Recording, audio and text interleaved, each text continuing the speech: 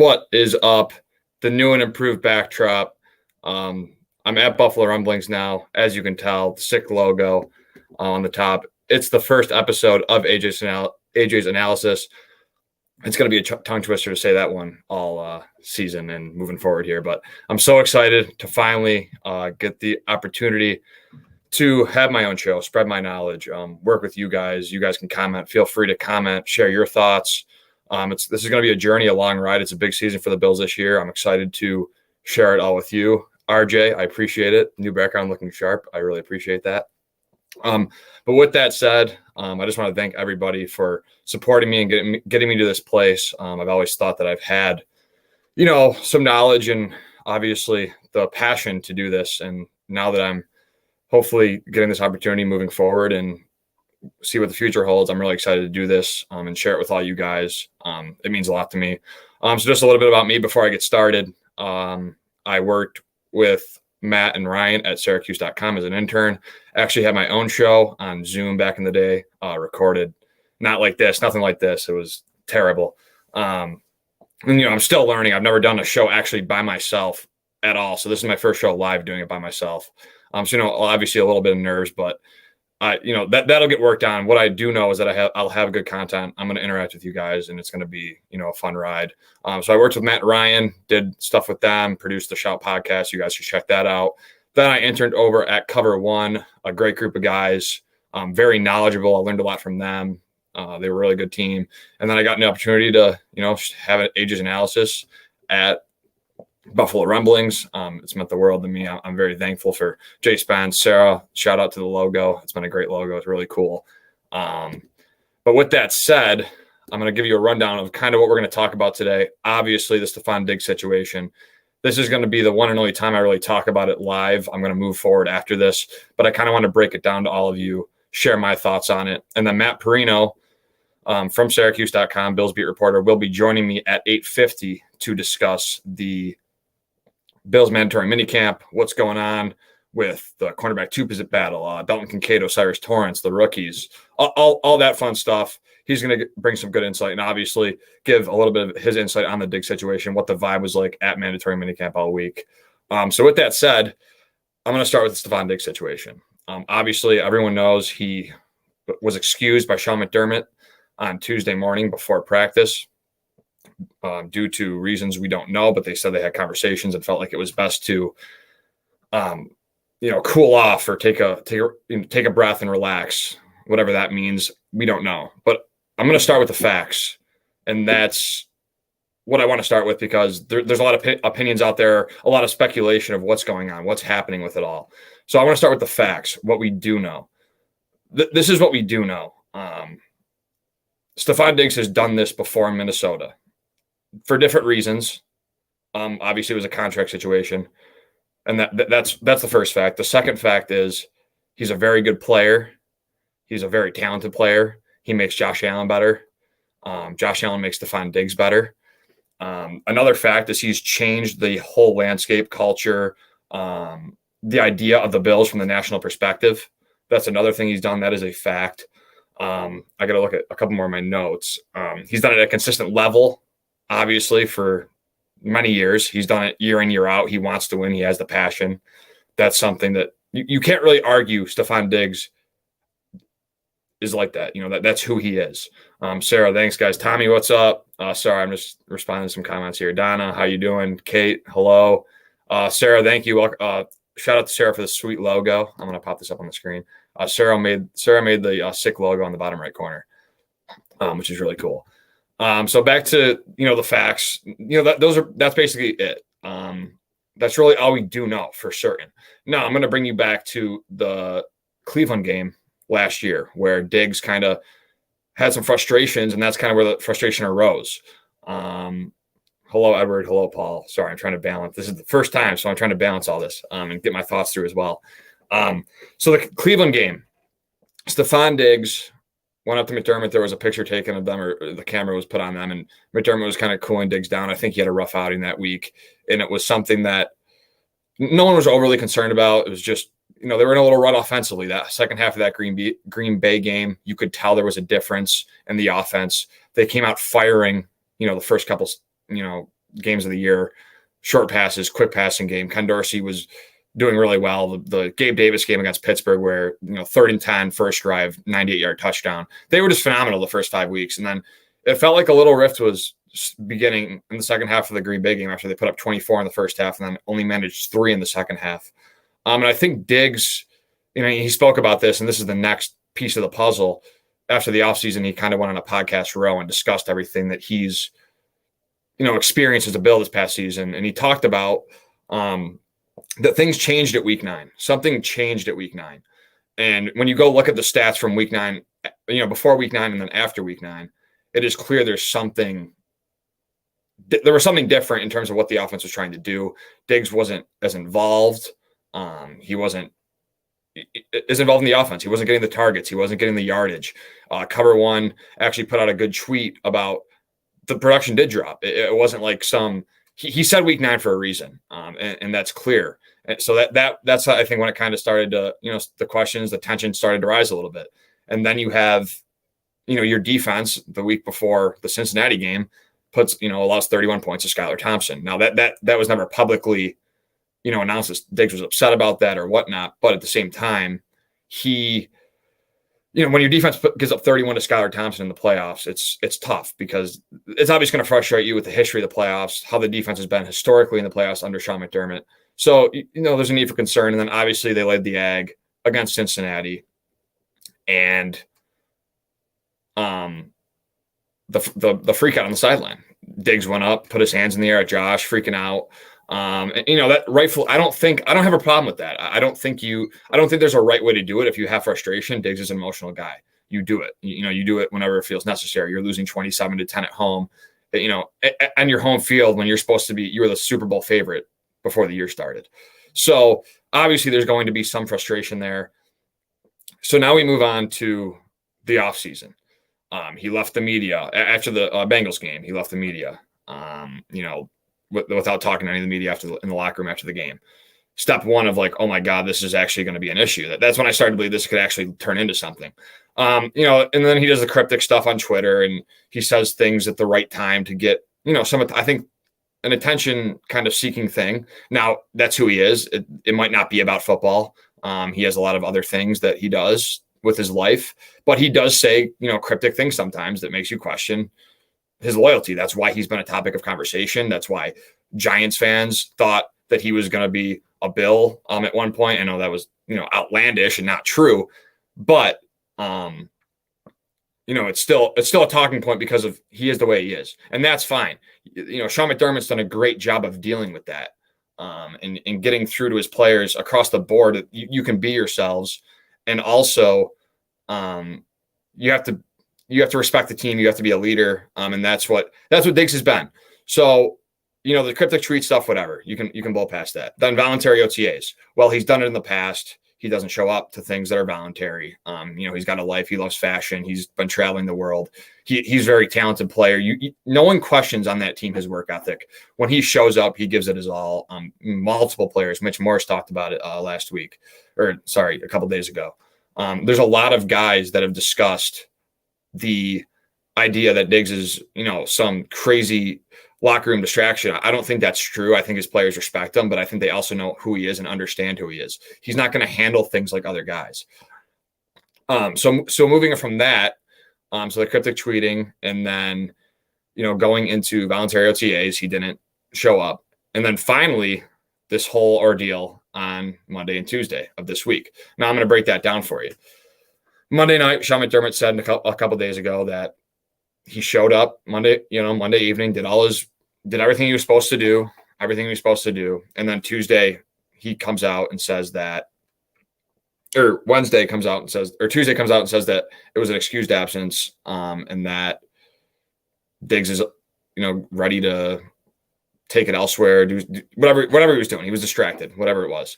And McDermott was really adamant about being very concerned. Like he brought it up once. I know he brought it up once, but he was very concerned about it. It made the media kind of lose their mind a little bit. Like, what's going on here? So after that, Diggs, they went their separate ways. They cooled off. That was the end of it. They kind of relaxed, whatever.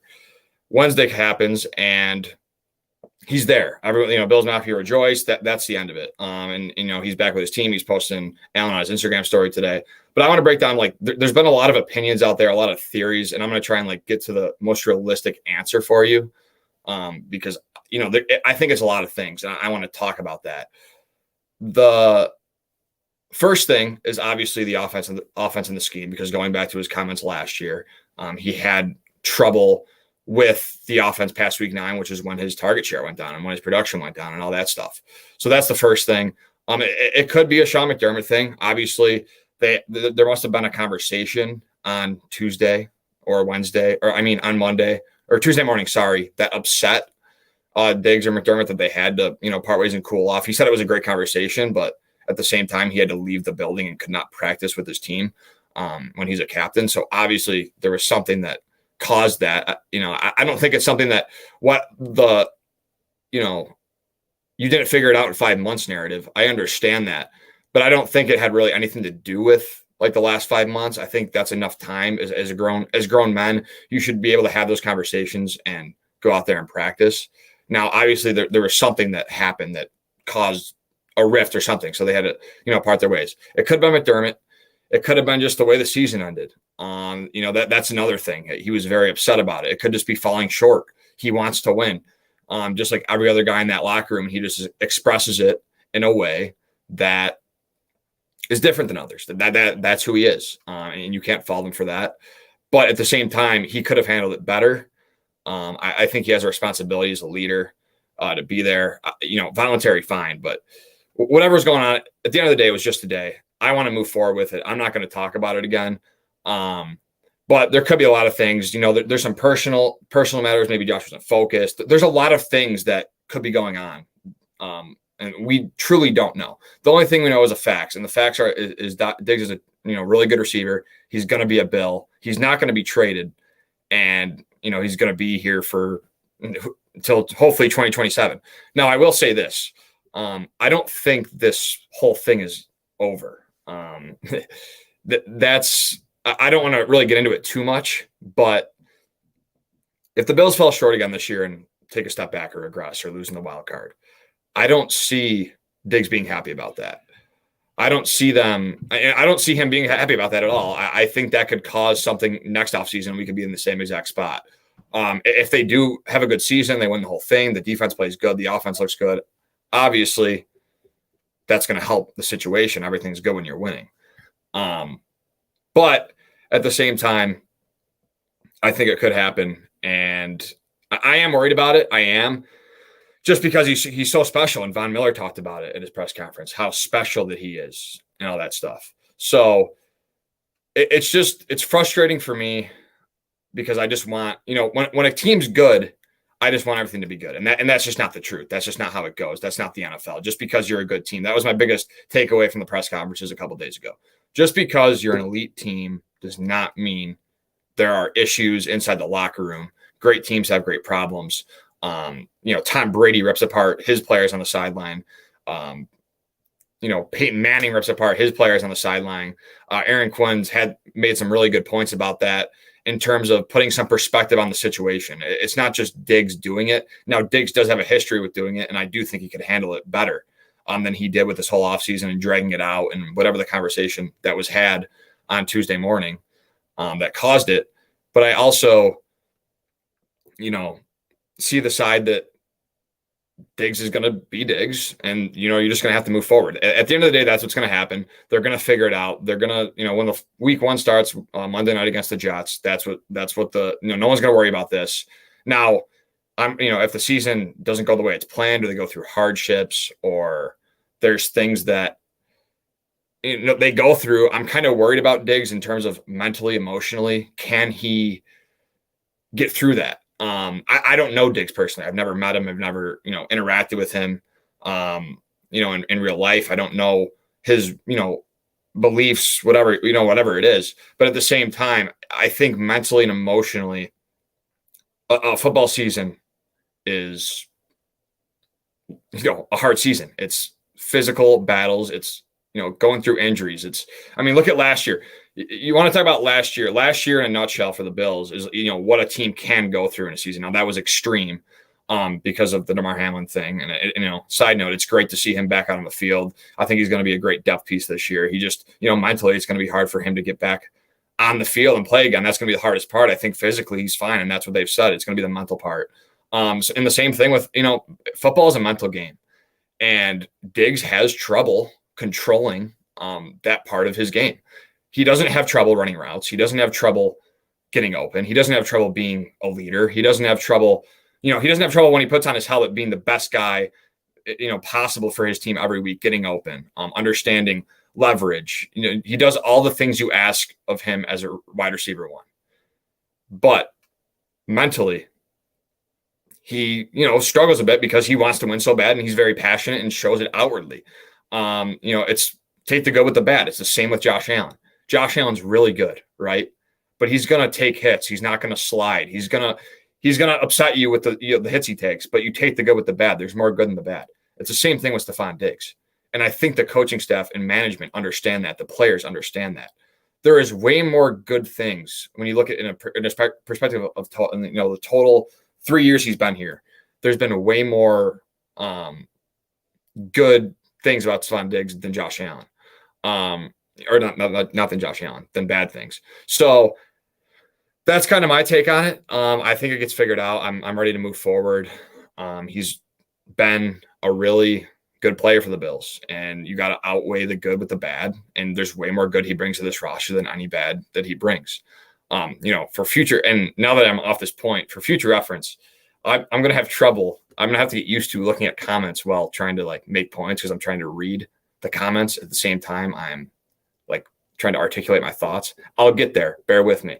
I do have some interesting stuff and stuff that I'm want to get off my chest about just football for the rest of the year. That's what I do. That's what I talk about. And yeah, Sarah, you bring up a great point that I actually forgot to mention. I think another factor that could be in this whole kind of ordeal is the Chad Hall, Brian Daboll perspective.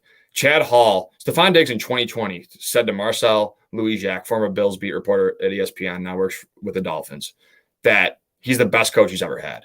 Now he's gone. I think that affects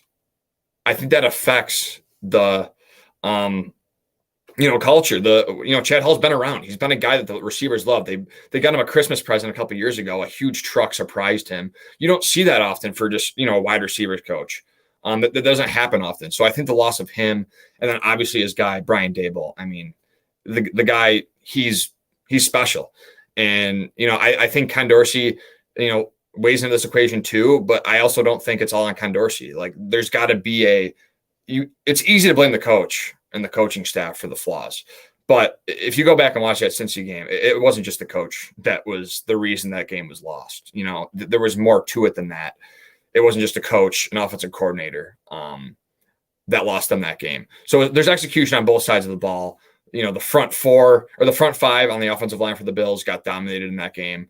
The whole narrative before that game was that the Bills' defensive line was going to dominate an injured interior of the Bengals. That didn't happen. So when you get dominated on both sides of the ball, Daquan Jones goes down with a late injury. It's hard. You go through things as a team every year, and it's hard when it happens at the worst time. And that's all built up frustration. That's what happens. And now I see Matt Perino is in the studio. So I'm going to go ahead and bring him in here. Hello, sir. How are you? Look at this guy bringing me in for a change. I like it.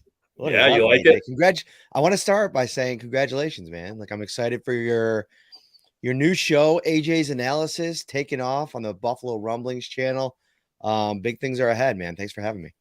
Yeah, I upgraded obviously from the LEDs in my Brockport room. I actually finally have a background now with some cool things. I still got to work on it, but I just kind of put it together.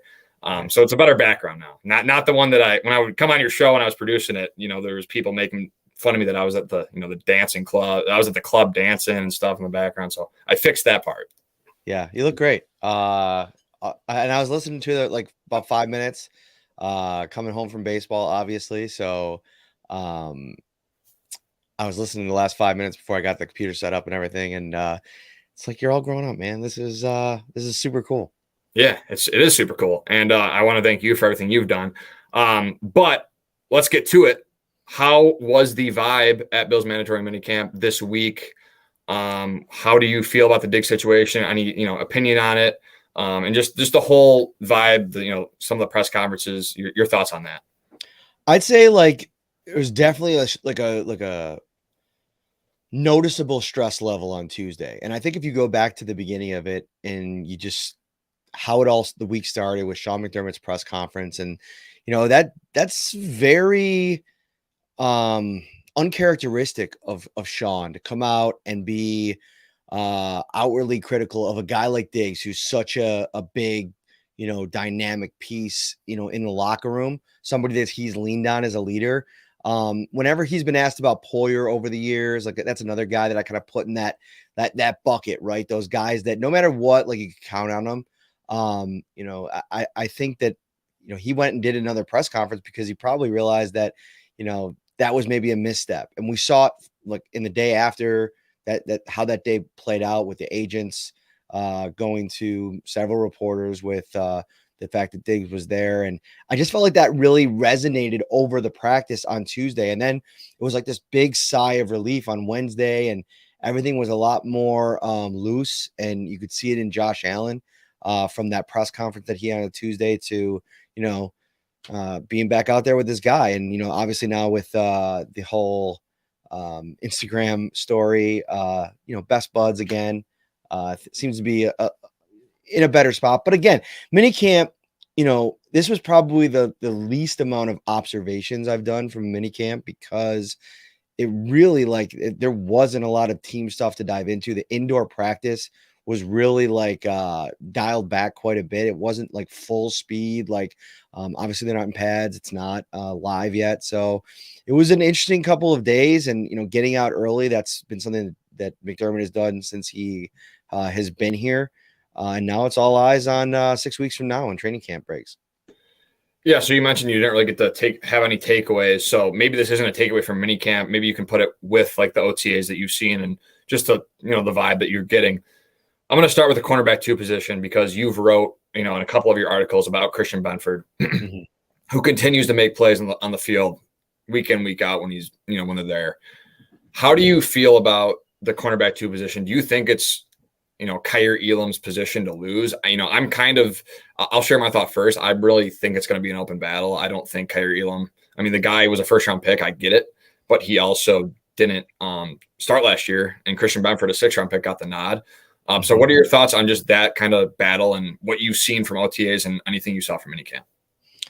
So, yeah, Benford's going to make this thing real icky for the Bills and their defensive coaching staff because he's such – he embodies everything they look for in players. And it's the reason why a guy like Dane Jackson has kind of taken on this Levi Wallace role since Wallace went to Pittsburgh, where it doesn't matter how many times you bring in guys to try to knock him out, he's going to be in the fight till the very end. I feel like you put both Jackson and Benford into that, bucket. And then you have Kaiir Elam, who is this traits guy, like 1st-round draft pick, has all the, flair and expectations, that 4.3 something 40 time.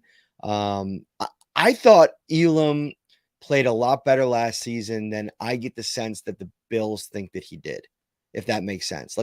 I feel like from the outside looking in, evaluations from fans, from media was much higher on Elam's rookie year than the Bills had on his rookie year. And you hear it in between the lines with the way that they talk about him, whether it be, John Butler. We got a chance to talk to him a couple weeks ago, whether it be Brandon Beane, even this last week, like some odd comments from him as well. I'd have to go back and dive into that thing. And it's something I'm planning to do and writing about over the next couple of weeks, because this is to me one of the top storylines heading into training camp, because if Elam is not the guy, was that a failed draft pick? And we're at this point in the Bean era where he's starting to take a lot more heat for his draft track record.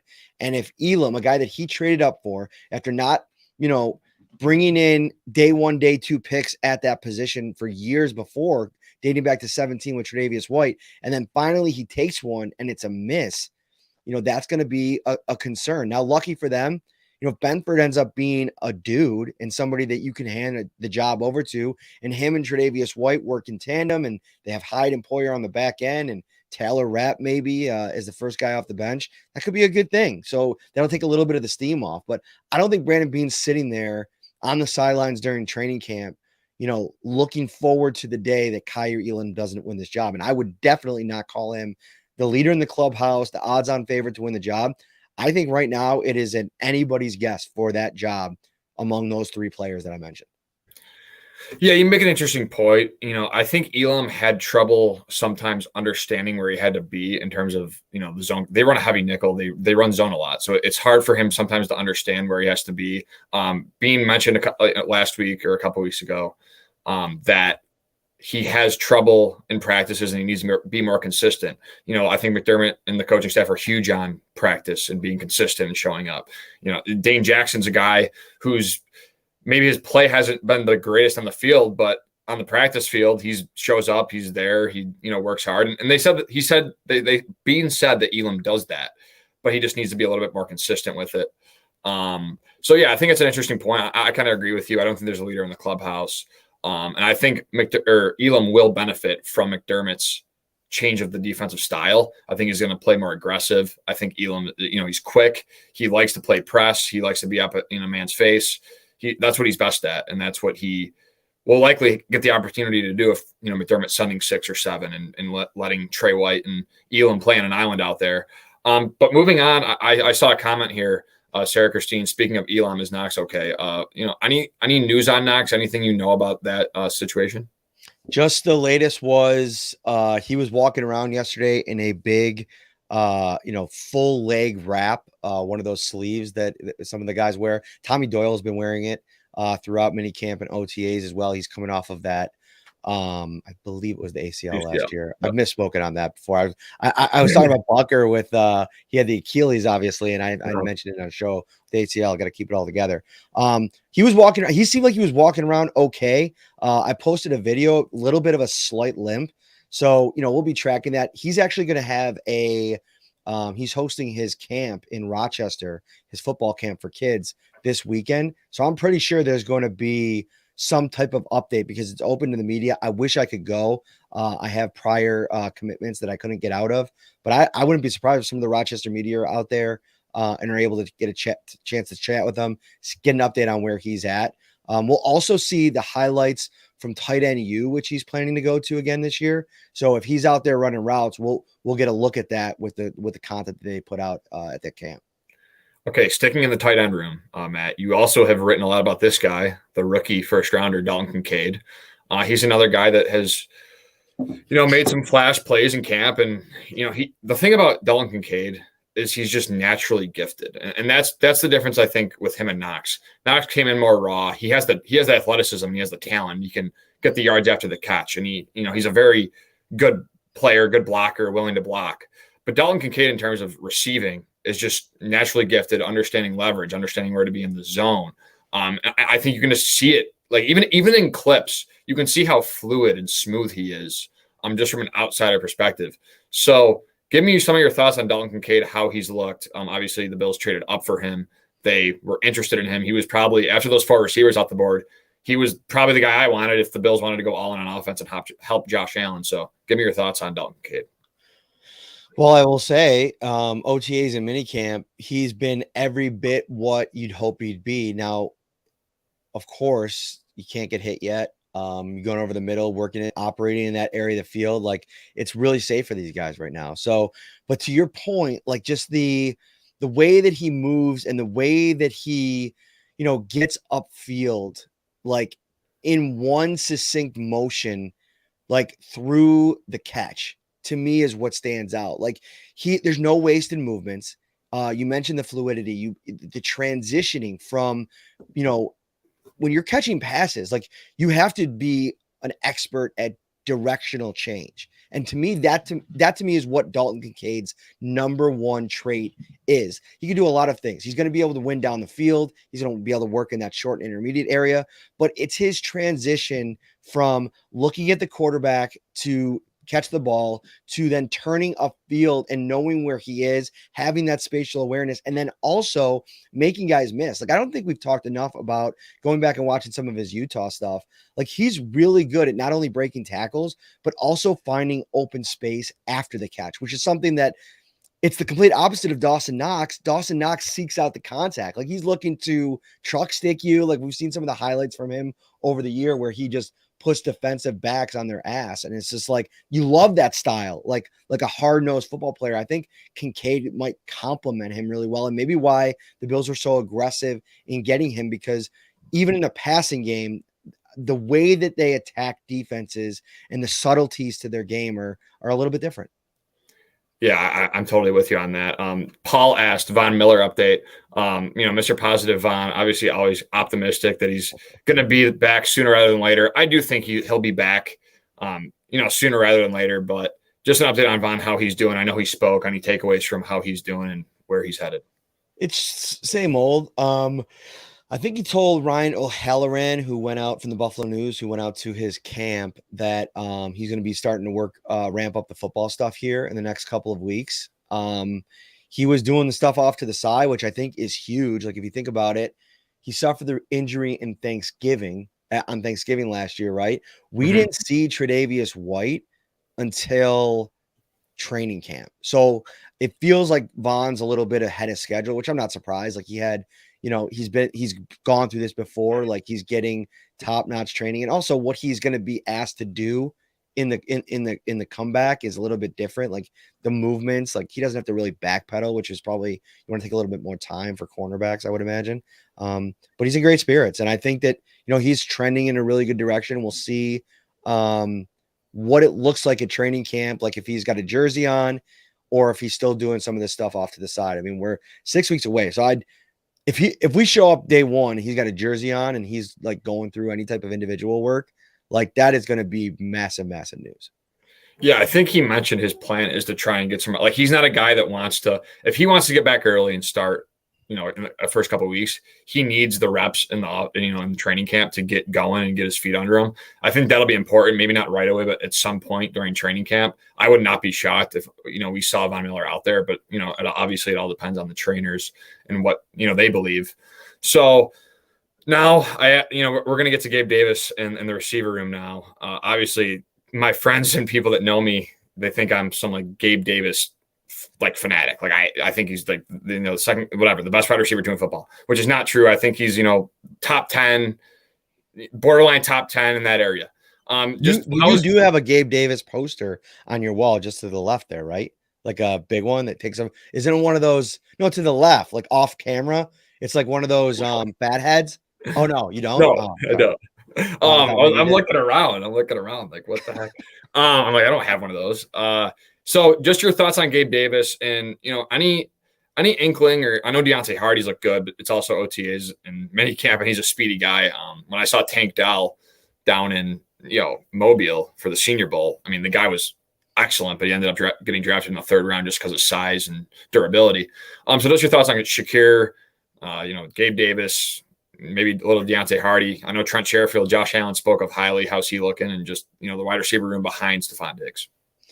Yeah, like, I think for me, Shakir is the guy that makes this really muddy because, and I'll talk about Gabe in a second, but like I mentioned this on our show, and it's like you have like these 5 dudes, Trent Sherfield, Hardy, Khalil Shakir, Dawson Knox, and Dalton Kincaid, who are going to be like scrapping for like any type of like target share beyond Davis and Diggs. And it's like, you figure Kincaid gets a healthy amount. They just spent the draft capital on him. Knox is getting paid. Hardy is kind of getting paid. Like, go look at his deal. Like, he didn't come in cheap, especially coming off of an injury. So like, I think he's going to be able, they're going to want to try to utilize him in the offense.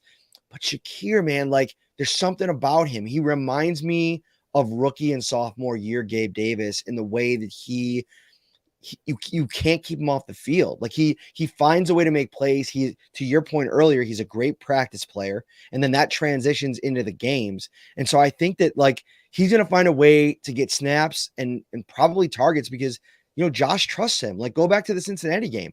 everybody was struggling in that game. Khalil Shakir made a huge play that set up a touchdown, if you remember, down in the red zone there, where I think it was like a 40-yard, 35-yard catch, pass and catch. So I really like Shakir. The problem is there's so much competition, and they paid Hardy, which it's going to be interesting to see how they do that. With Davis, I'm more bullish on Davis today than I was a year ago. So maybe, I guess, sign me up for the AJ Gabe fan club or whatever they're calling it out there on the streets.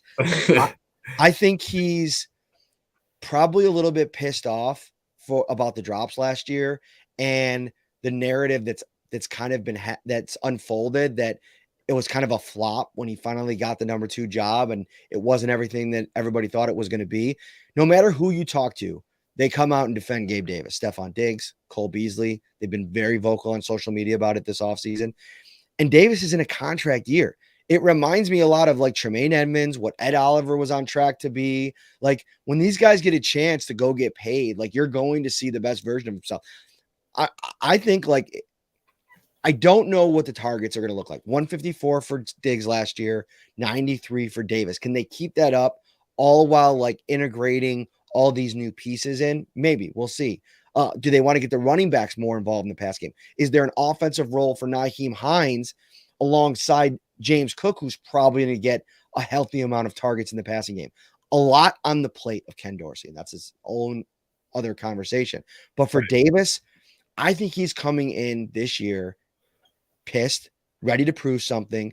And also, the pressure is kind of off in a lot of ways. All this 12 personnel talk, teams are going to have to try to defend that. Teams are going to have to deal with Deontay Hardy's speed and Trent Sherfield's run after the catch ability when he's on the field. I don't know how teams are going to be able to focus in on Gabe. And when teams weren't able to do that his first 2 years, that's when he was really, really good. So I'm really bullish on Gabe Davis in year 4. And I think it's probably why, if Brandon Beane can find a number he likes, you want to get that deal done before this season starts and he ascends even further and that price tag goes way up. Right. And right now, Matt, I think he's, Allen Lazard got $11 million a year with the Jets. I think he probably would get a little more just because the Bills drafted him and he's done a lot for them. But I think, the Gabe Davis conversation has been happening all offseason, and I've kind of tried to work through it in my head of where, like, why some people are, feel this way about him and why some people feel this way about him. I think it comes down to the expectation after the 13-second game where he had over 200 yards and 4 touchdowns. The people that aren't fans of Gabe Davis say, dude, it was just one game. Like, that's all you did. And then the people that, and those same people, though, also don't realize they're holding Gabe Davis to a standard. Like, going into 2022, I feel like Gabe Davis was, had such a high standard because of what he did to end the season last year. So, like, that's where it's like they're also playing the game of, yeah, Gabe Davis only had one good game, but at the same time, your expectations were probably higher because of that. So that's where, like, he had a good season. He had over 800 yards. He had a high ankle injury. He has inconsistencies. They do need him this year. Like, I think he is the most important piece on this roster because it can't always be Allen and Diggs. That people have proven in the playoffs they can stop them. It's gonna have to be the other guys. So I think Gabe Davis is the most important piece of this offense. If he takes that step forward like I expect him to, I think the sky's the limit. The conversation about Dorsey's different. The conversation about the whole offense is different. If he doesn't, deals with injuries, takes a step back, is inconsistent, I think there's a narrative that Gabe Davis could be gone and Ken Dorsey could also be on the hot seat because people are fed up with him already when he was one of the best offenses in the league, and that's what it's going to keep coming. So that's kind of my thought on the whole Gabe thing. Yeah, I think that's pretty well said, and I think that no matter what, the Bills are set up this year offensively to have better plans B, C, D, E, and F for this offense as the season plays out, right? Because I think a lot of what went wrong for them down the stretch last year was like, okay, teams are playing us a little bit differently. We can't get out of it. They're taking Stefon Diggs out of the game, and Dorsey didn't have any answers. And I think if anything probably intensified this week, it's like behind closed doors, I'd imagine that those coaching conversations, which were no doubt already happening all off season long. Dorsey learned a lot last year, and I'd imagine he applied a lot of that in, the course of OTAs and rookie minicamp and then and minicamp. And I think that's part of why when Josh came back and said he was so focused on football and he made it a point to be there throughout all this process, they're determined to get it right and figure out a way to punch back when defenses land shots on them. I think Gabe Davis has a really good chance to be a big part of it. And one, he's got to stay healthy though, AJ. Like that's the thing that we don't talk enough about Gabe is like every year he's had something. Like even when he had those really good playoff games as a rookie, like if you remember the Indianapolis Colts game, the Bills don't win without some of his really timely catches in a very close game against the Colts. Like that's when he, brought out those toe tap plays. I think it was 2 in that game that were just sensational. But he was dealing with an ankle injury then. He's had lower body injury issues for all 3 seasons. They got to find a way to keep him healthy. That's going to be huge. Yeah, Matt. I'm going to wrap up with you. I appreciate you coming on. Tell people where you can find you. Obviously, you're over at Syracuse.com, Bills Beat Reporter. You do awesome stuff. Your articles are great. All training camp. This guy grinds content every day. I'm sure I'll see him there. So, Matt, just talk a little bit about yourself, and what you or what's coming up. And obviously, you have exciting things coming up. Wingnuts. So, talk all about that. Yeah, June 23rd, come out. I heard from a little birdie that AJ Sabalski is going to be in the house. That's probably worth the price of admission just in and of itself. June 23rd, 8 p.m., live episode of Shout out at Wingnuts. I cannot wait. It's going to be awesome. The patio's open. The beers are flowing. The wings are delicious. They do this thing, AJ, I don't know if you've tried it yet. It's a wing flight where you can get 12 wings, 6 sauces on the flight, and they put 2 wings in each little compartment. It's to die for. So I can't wait to see you, buddy. Thanks for having me on. Yeah, no problem. I'll see you soon. Later, dude. Later. All right, guys. That was Bills beat reporter Matt Perino. Hopefully he was able to give you some insight inside the Bills locker room for mandatory minicamp. That's kind of it for me. I'm going to wrap up. Obviously, this is the new thing for me. This is what I'm going to be doing every week. This is what I've wanted to do every week for my whole life. And I'm finally, happy and that I'm able to do it. So I thank everyone for tuning in. The chat was crazy. I'm going to get better with that. Reading the chat and articulating my thought. That's the thing I'll take away from this show. But I hope you guys enjoyed the content. The Diggs stuff, like I said, this is the last thing I'll say about it. There's more good with Stefon Diggs than bad. And you can be frustrated with the way he handles things. You can be frustrated and upset with the diva mentality, or he wants to be the alpha in the room. But at the end of the day, he's changed the course of the franchise. He's been, the safe spot for Josh Allen. He's always been there for him. He's motivated him. He's been a leader for the team. Thanks, guys. Sarah, thank you. My dad, thank you. Donna, thank you. So it's going to be interesting to see how it plays out. I don't think it's done yet. I still think that, the narrative could reappear down the road. But for now, everything's cool. The tension's gone. Stefon Diggs is a Buffalo Bill. He's not going anywhere. And thank you guys for tuning in. This was AJ's Analysis, episode 1. If you guys could like and subscribe, that'd greatly help and support the channel, Buffalo Rumblings. And I also want to thank Buffalo Rumblings for the opportunity. Being here today was great. It's truly a dream come true. And I'll see you guys next time.